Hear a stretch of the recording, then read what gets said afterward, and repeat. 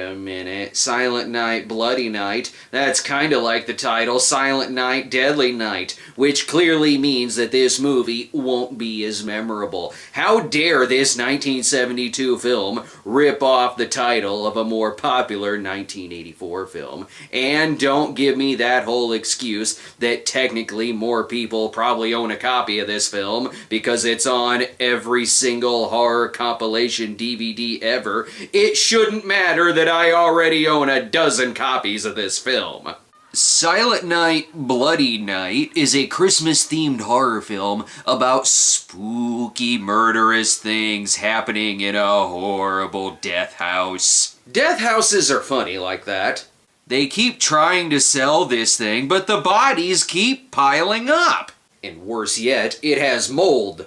The movie was filmed in 1970 under the title Night of the Dark Full Moon and had a good life in the drive-in circuit before landing in the public domain. And unlike Silent Night, Deadly Night, no parents protested this movie's existence, probably because they had more important shit to do in 1972. Alright, let's start this thing. Oh great, the movie is already lost. It's beautiful now, as if nothing had happened here. If nothing happened, then why am I watching it? The main house in the film was built by Wilfred Butler. It rests in a weird place where snow can suddenly transition in over a sunny day. Unfortunately, it's right next to a hog plant. Other than that, I doubt that there's anything wrong with this house.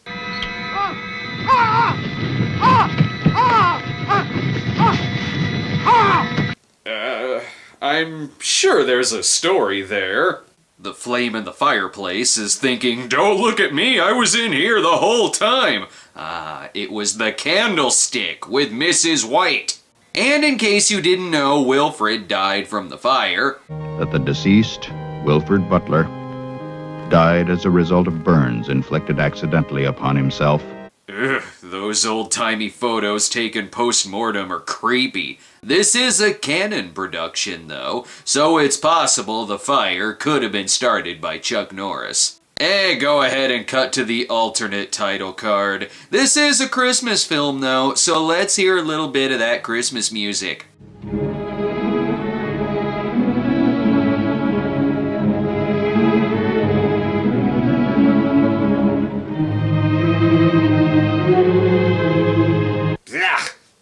Although I would rather hear the depressing Silent Night Death March than I would 12 Days of Christmas. Merry Christmas! Let's now cut to a funeral.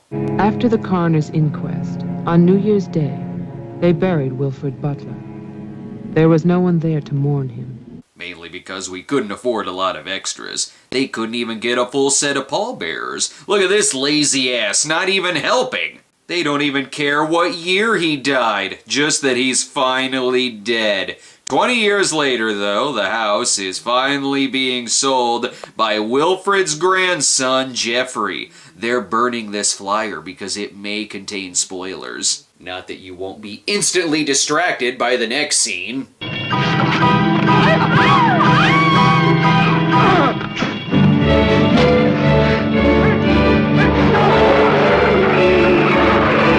Jesus, I guess the cinematographer wanted out of this film, and fast. Lawyer John Carter, played by Patrick O'Neill, is sent in. Wait, why am I explaining this when we have a narrator? The man who came to sell the house had never seen it.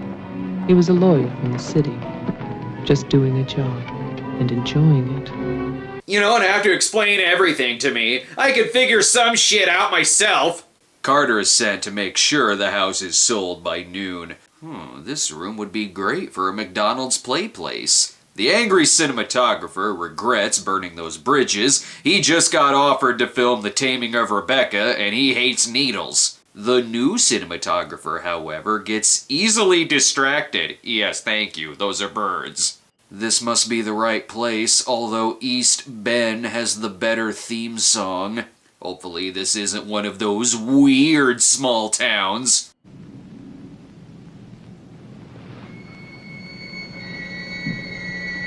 Mr. Carter. Mr. Mayor. Yikes. Dean Stockwell is definitely going to be singing In Dreams somewhere in this town. Hey, that's John Carradine. I bet he's got some great lines. The matter concerns the house that he inherited from his grandfather, Wilfred Butler. It must have been very hard. It must have been hate. Thank you, Don Hector. This seems like an easier role than the one he had in Frankenstein Island. By God, so much talking. Cut to something more interesting.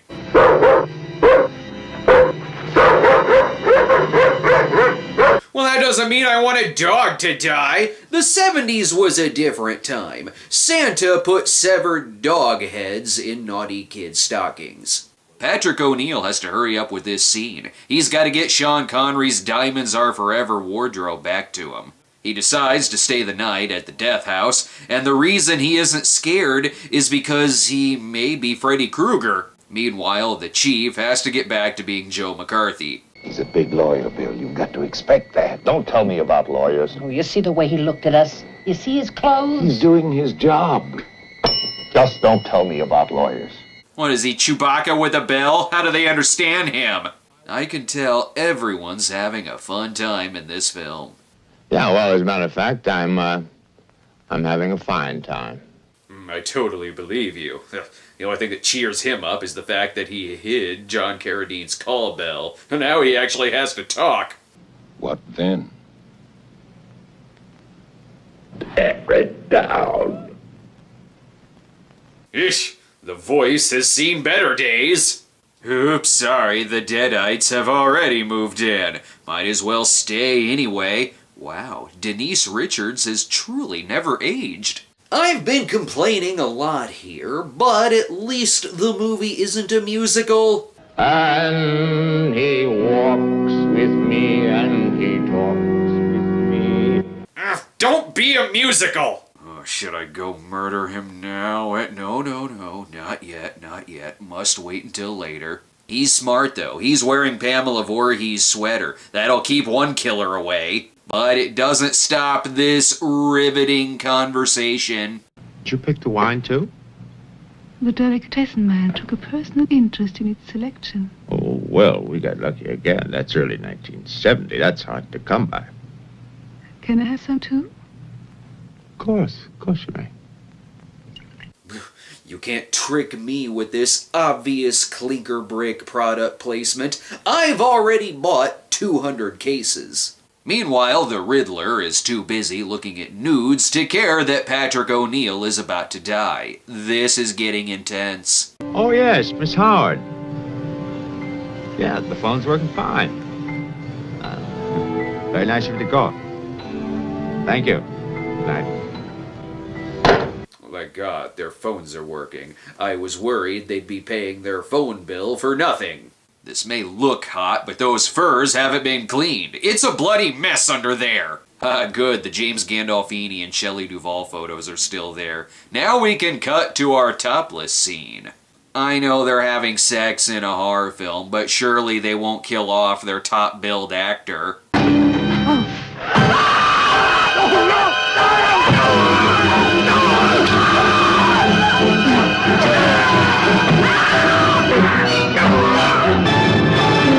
Shocking. Patrick O'Neill should go out in a much more dignified manner like this. What the hell's going on?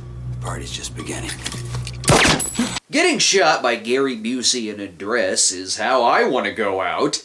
The killer calls to tell them that the call is coming from inside the house, which should be obvious. They have an operator. Meanwhile, a wandering Elliot Gould steals their car. What does that have to do with anything? And why is Mary Warrenoff giving people suffocated birds? Ooh, an intruder. You better stand back. No one's getting coal or severed dog heads this year. The late James Patterson plays Jeffrey Butler, and something seems a little off about him. Almost as if he's escaped from a mental institution and has been killing people. Have you any ID? Come on. Don't laugh at me. I want your ID. Would you like to see my maniac card from the asylum? They give you one when you escape. Don't say it like that. It seems like you really are crazy. Poor Diana here just wants to go back to wrapping bird cages like she does every night. Doesn't even matter if it's Christmas. I keep wondering why this movie is so dark, but it looks like they're burying the lighting, so that could be why. No, don't shine the light on me. Shine it in front of the camera. There, thank you. Those bastard Texas Chainsaw 3D people are still hiding the dates. For God's sake, this isn't taking place in the 90s. At least this guy is kind enough to already be in a cemetery when he dies. Oh, we're back to Diane's again. Oh, good, because their first conversation was so riveting. Hi. Hi. Did you find the deputy? No, I wasn't there.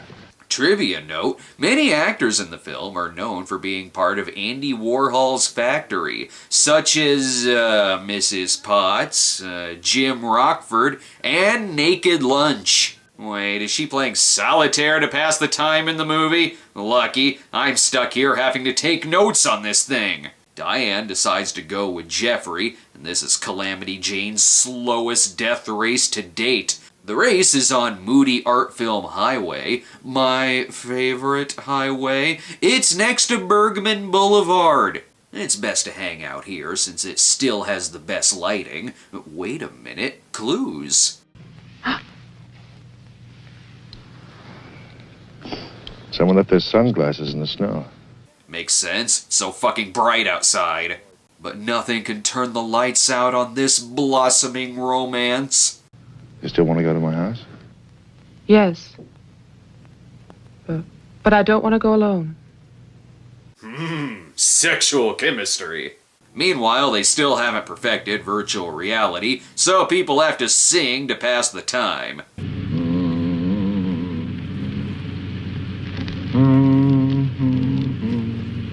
Is this movie actively trying to put me to sleep?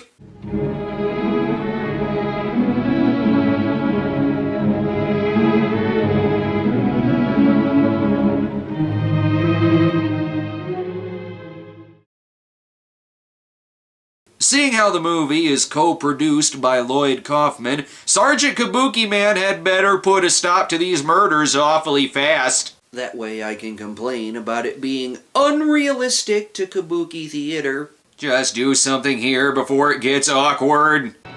I'm sorry. This is Jeffrey Butler. He's the one who's selling the house. He can't get inside the place. Oh no, there aren't gonna be two creepy character actors on this set. He says she hates the place. Would you like to drive there? He's jamming his fists on the piano, a yes, I don't speak 70s instrument. There's much rejoicing, though, because Diane hasn't killed all of the birds in the county. Unfortunately, John has to take a wicked piss, leaving Jeffrey all alone.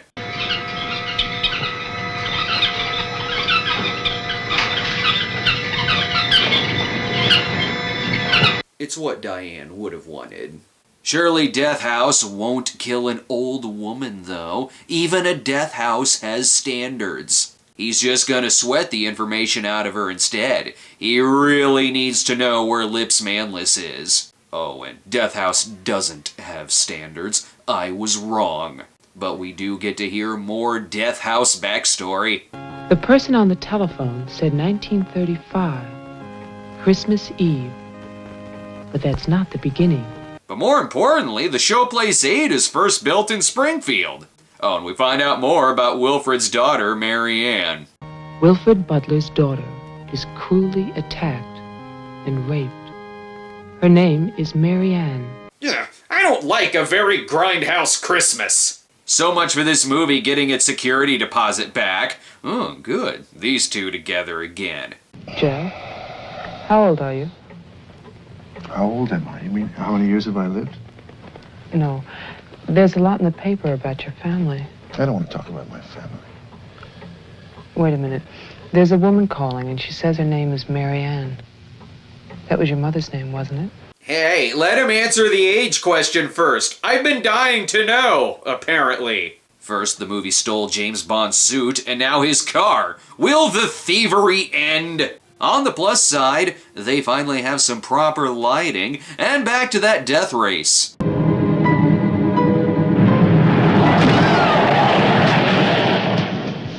$20 points. Sure wish all this happened closer to the fire so I could tell what was going on. The dialogue isn't doing much to excite me either. Somebody cut off his hands. You killed him. You killed Tolman. He's asking for help. Why is everyone acting like they're in Franz Werth's Hamlet? Everyone in this film is acting like a dysfunctional family, going through the motions just to get through the holiday. Huh. The movie actually kind of makes sense to me now. The possible killer soon calls the mayor, claiming to be Marianne, even though the caller clearly has a male voice. Oh, and the death house used to be an insane asylum, as if the house couldn't be more devious. By 1935, the doctors had treated my daughter for a year. I had believed they could cure her. Damn, 'Twas the Night Before Christmas is a lot different than I remembered. I don't remember it having a distinct Salon Kitty vibe to it. The real twist is that Wilfred's brain is actually a young girl on a swing.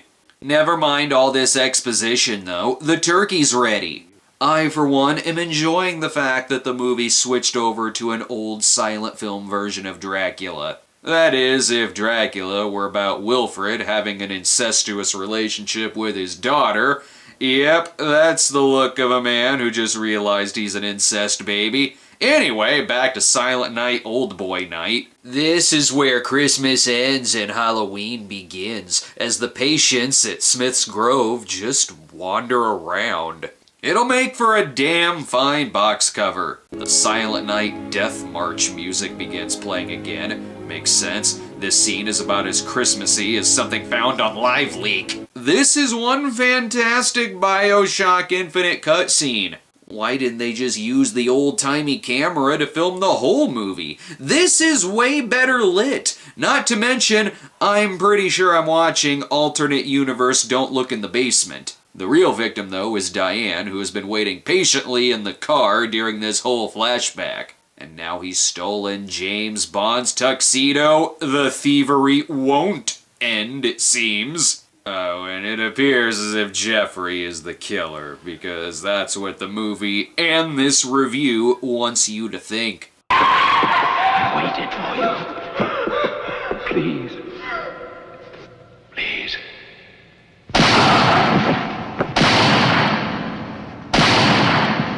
Psych! The killer is Incest Dad! Even though Jeffrey was driving some of the victims' cars, holding weapons used in previous killing sprees, driving to and from the crime scenes, and killing random birds, I disagree with this movie's twist that Wilfred is the killer. Not that Diane cares. She can't even bring herself to protest in front of a bulldozer to save the trees. They will tear down Wilfred Butler's monument, but they can never destroy my memories. I've already forgotten what happened here, and I just watched the thing. So is Patrick O'Neill the killer? I got no time for moody, slow burn thrillers with an extra dose of sleaze. I need more senseless violence in my horror films. That way I can complain about that instead. Well, some characters hummed Christmas music. Christmas is mentioned a couple of times. Hans Gruber's other brother, Franz Gruber, did the music. And it's a more realistic movie than Last Ounce of Courage. So, I guess it's a Christmas film. And it's in the public domain, so it's got a remake called Silent Night, Bloody Night, The Homecoming, plus a sequel that was made after the remake called Silent Night, Bloody Night 2, Revival. I sure hope they tie up the loose ends, like telling us Jeffrey's age. Boy, I sure am glad I finally reviewed a horror film, since all of my episodes in 2016 were religious films. Except for Death Wish 2 and Zombie 3, and Enter the Ninja, and Turkish Batman, and Superman 4, and 3 Dev Adam, and Wonder Woman 74, and Dangerous Men, and Doctor Strange 78, and Grease 2, and Going Bananas, and Ghost Fever, and Independence Day 83, and Breakin', and Breakin' 2, Electric Boogaloo, and Slumber Party Massacre, Slumber Party Massacre 2, Friday the 13th Part 7, Halloween 6, the theatrical version, Halloween 6, the producer's cut, Trick or Treat, Space Invaders, The Magic Christmas Tree. Oh wow, man, there really were no other genres to choose from in 2016. Damn. And Bushwhacked, and Donald Trump, and 10-Inch Mutant Ninja Turtles, and Sex Trek, and Strokemon, and... Night, Mr. Toman. Have a nice holiday.